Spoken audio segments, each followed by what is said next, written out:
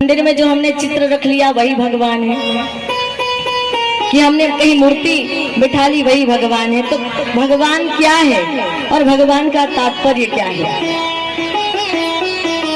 सज्जनता, श्रेष्ठता, सत्कर्म और सद्गुणों के समुच्चय को गिन लीजिए। सज्जनता, श्रेष्ठता, सत्कर्म और श्रेष्ठ गुणों के समूह को भगवान कहा जाता है। प्रभु राम के अंदर सज्जनता थी, श्रेष्ठ कर्म करते थे, श्रेष्ठ संस्कार थे, सज्जनता थी, आदर्श था, मर्यादा थी, दिव्यता थी, प्रखरता थी, त्याग था, बलिदान था। इसलिए वो क्या कहलाए थे? तो मानव, पर अपने गुणों के कारण वो भगवान कहलाए, अपने गुणों के कारण। तो एक इंसान त्रेता युग का अपने गुणों के कारण, अपने सत्कर्मों के कारण और अपने स्वभाव के कारण, अपने व्यक्तित्व के कारण भगवान बन सकते हैं। तो ये कलयुग में भी असंभव नहीं है कि व्यक्ति अपने गुणों के कारण, अपनी श्रेष्ठताओं और सज्जनता के कारण भगवान बन जाए। कितने लोग कलयुग में भगवान बने, महापुरुष बने। आप जीवन देखिए, अष्टावक्र का जीवन देखिए, सुखदेव जी का जीवन देखिए, आप माँ कर्मा का जीवन देखिए। आप कह सकते हैं कि वो इंसान थी। आज उसकी गणना किसमें होती है? माता कर्मा की। माता कर्मा की गणना, मीराबाई की गणना किसमें होती है? देव शक्तियों में उन सब की गणना होती है। तो व्यक्ति अपने व्यक्तित्व का निर्माण करके क्या कर सकता है?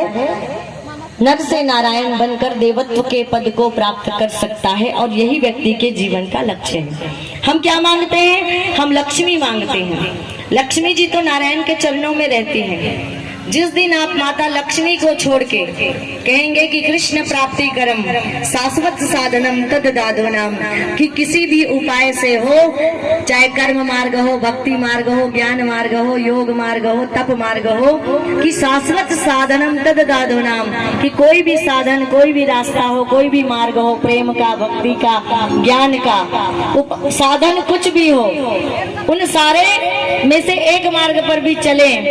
और क्या होना चाहिए? उस तप का, ज्ञान का आधार परमात्मा होना चाहिए कि हमें गोविंद मिल जाए। और जिस दिन आपको गोविंद मिल जाएंगे, उस कृष्ण की प्राप्ति, उस अपने इष्ट की प्राप्ति होगी जब आप नारायण को मांगेंगे और नारायण मिल जाएंगे। देखिए, लक्ष्मी को मांगेंगे तो अकेली आएगी, नारायण उनके पीछे नहीं जाएंगे।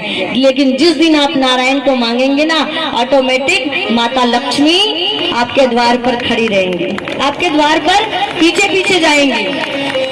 जहाँ नारायण की पूजा होती है वहां पर लक्ष्मी द्वार पर खड़ी होती है कि कब नारायण मुझसे कहे कि लक्ष्मी तुम्हें इसके घर धन की वर्षा करनी है, कृपा की बरसात करनी है, सुख संपन्नता और वैभव इसको प्रदान करना है। वो तो प्रतीक्षा में रहती है कि कब नारायण भगवान मुझे आदेश दे।